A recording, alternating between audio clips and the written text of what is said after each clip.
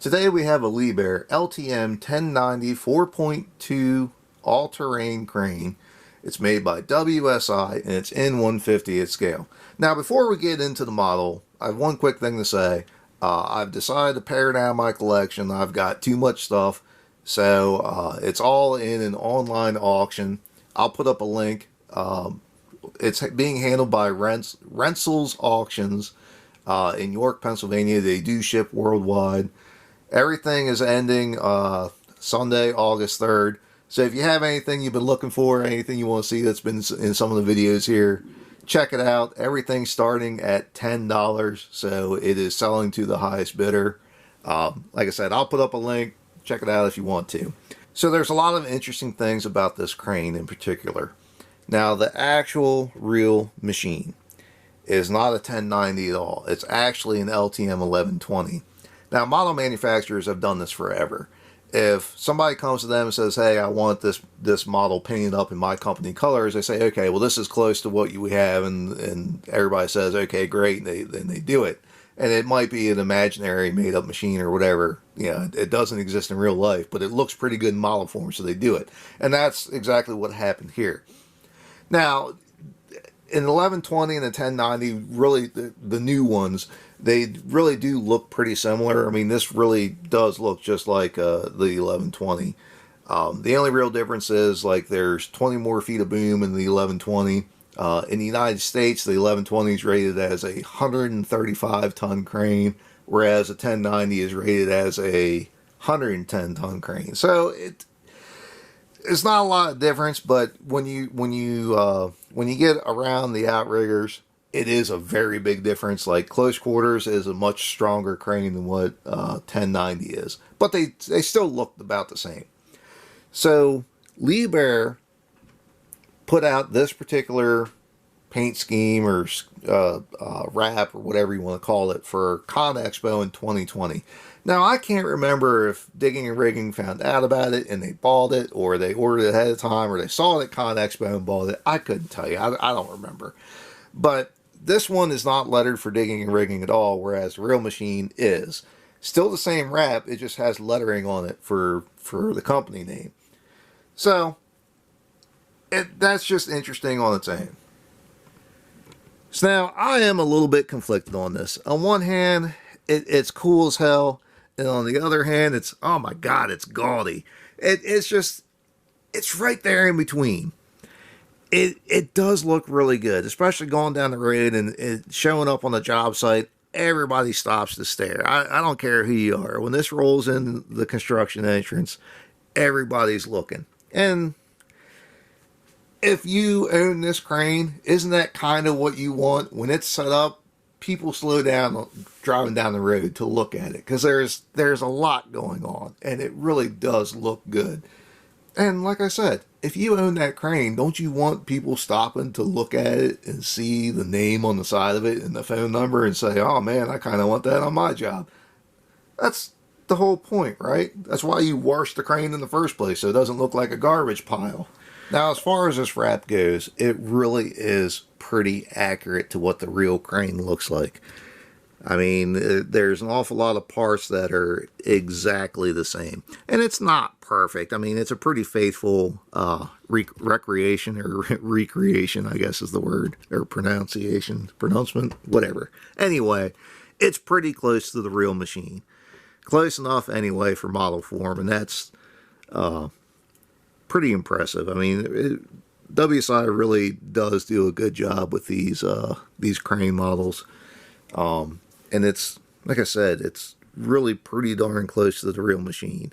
Now, there's a couple things that are different, like this right here, the 50 years United by Success, that was taken off, and then they got, Digging and Rigging right there. Personally, I really do love I guess that's polished aluminum wheels. It really makes the cranes look good. A lot of companies are starting to do this now. I think Grove was the first one to offer them, and it makes the cranes just look good. They really do. They're sharp.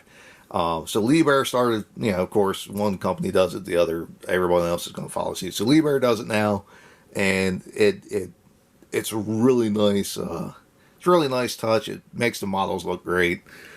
Now, one of the nicest things about the WSI cranes is the attention to detail. Like, it's just detail out the kazoo, and there's a lot of neat little things that you don't even realize, like the steps for the crane, or the cab steps, not the steps, the little well, yeah, this slides out like it does on the real machine. That's really cool. The ladder here to get onto the cab, that slides out like normal. That's awesome. But the flip side of that is, with all the details that they put in, some things can be very fragile. So the two-stage outrigger here, I cannot get this out. It's only coming out halfway, and I don't want to break it. So it kind of is what it is. But that leads us to the next part. The 1090s and the 1120s, these cranes are, the real machines are absolutely packed with really cool features. Like, they're monster cranes for what they are. So Liebherr a couple years ago started doing what they called a Varo Base, which typically, like cranes, you either had full outriggers, half outriggers, or like zero, like no extension outriggers, and that was your chart. So if you had, the way it's supposed to work, at least in NCCO land, if you have full outriggers on one side, or rather like this right here, you have 3 full outriggers and 1 at half, that means that you would run the crane on a half outrigger chart. Now, what the Varo Base allows you to do is it breaks it into quadrants, kind of like an X, based off the center pin. So you'd have your full outrigger chart here, full outrigger here, full outrigger here, and when you would get over this corner, you would have half outrigger.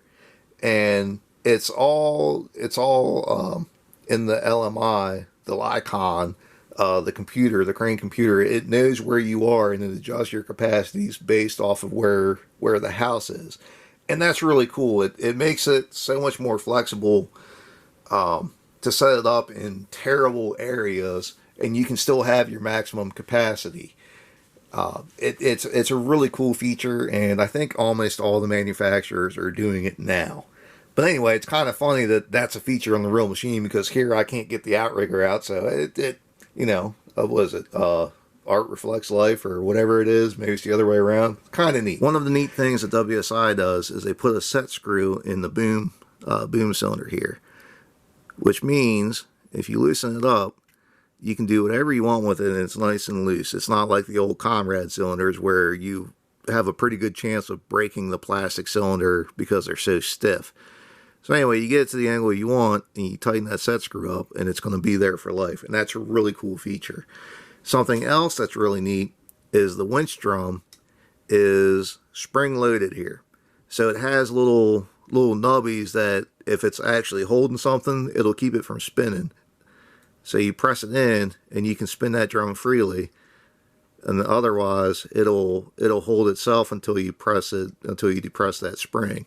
And that's a really cool feature. One more thing I did want to point out is that even the decals or stickers on the boom sections match the real crane. And that's really pretty neat. Like, that's a cool detail for me. I love that they have the 2-block chain here on the boom tip.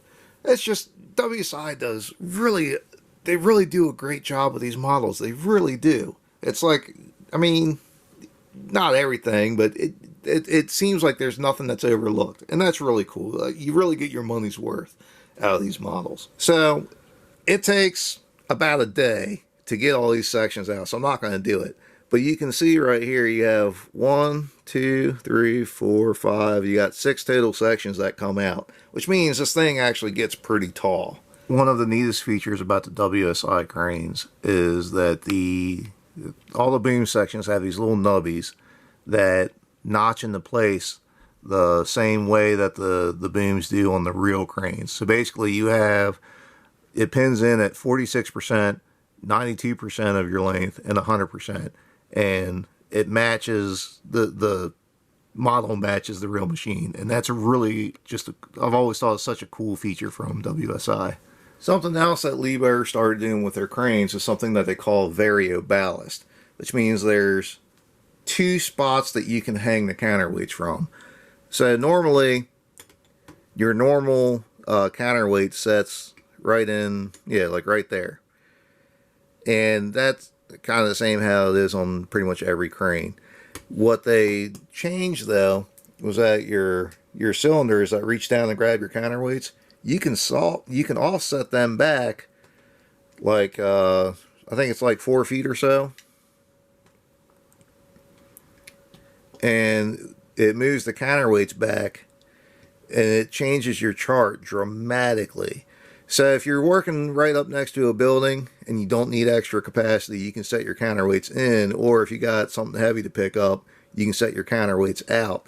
And it, like I said, it adds a lot of rear end to your crane. And it's an awesome feature. It's really cool. There's an awful lot of cranes now that do that. Because it really does change the machine night and day. So as I've said 25 times, this really is an excellent model. It's a very good example of what the real machine is. It's really done well by WSI. Now, I am pretty disappointed that I can't get the outrigger out, but I'm sure if I fiddle with it for a little bit, I can get it. I can convince it to come out of there. Overall, though, it looks great sitting on the shelf, and it's really pretty neat to me to know that like this is an actual machine that's out there for the most part. You know, model number notwithstanding, it doesn't take away too much for me. Like I said, I'm really pretty happy with it. I think for the price, it's an excellent model. Anyway, that's about it. Like I said, I have all my extra stuff up for sale right now. If you've been looking for something, take a look. Everything, like I said, it all starts at $10, and it is going to the highest bidder. Rentals will ship it wherever it needs to go. They're a pretty fair company. It's all coming out of York, Pennsylvania. So if you want to, take a look. Anyway, that's all I got. So thanks for watching. I really appreciate it, and hopefully we'll see you on the next one.